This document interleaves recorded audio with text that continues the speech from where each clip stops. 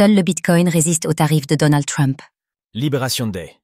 Pour Donald Trump, l'annonce de droits de douane massifs et arbitraires devait marquer la fin de l'oppression commerciale. Pour le reste du monde, cela signifie la fin du libre-échange. Une réalité qui se traduit par un krach des marchés boursiers. Même l'or est en baisse, et seul le Bitcoin résiste.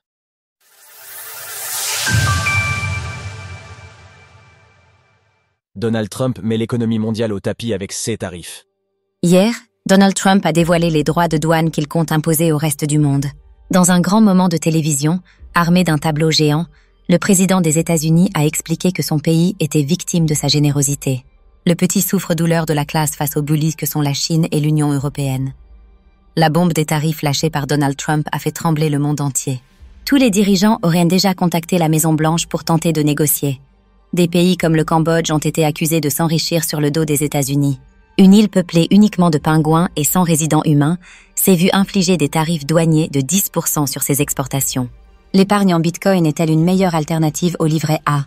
La méthode de calcul pour ces tarifs, que l'administration américaine estime réciproque, a fait grincer les dents des économistes. L'équipe du président des États-Unis a simplement calculé le ratio du déficit commercial sur le total des importations avec un pays. Ce résultat, exprimé en pourcentage, a ensuite été divisé par 2. Preuve, selon la Maison-Blanche, que les tarifs sont mesurés.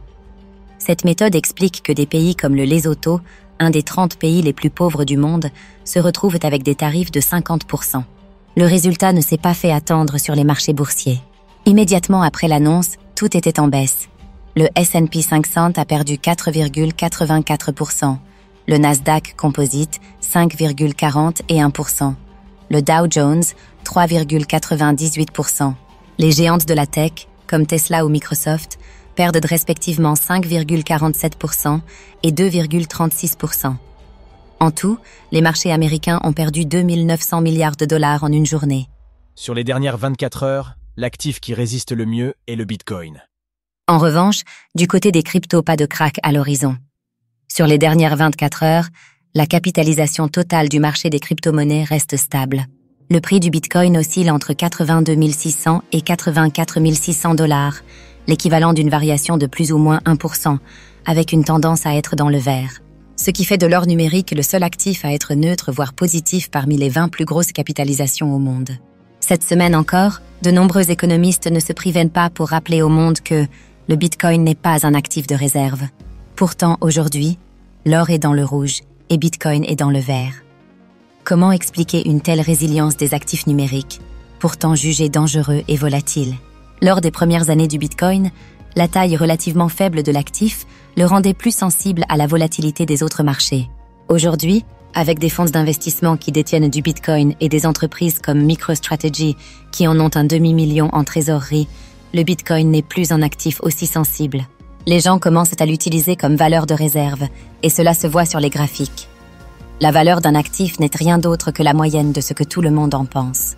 Si les actionnaires s'entendent pour dire que l'action Tesla représente la cote de popularité d'Elon Musk, alors Tesla monte en flèche. Si le monde entier s'entend pour dire que l'or est la réserve de valeur commune, alors la capitalisation de l'or devient la plus grande au monde.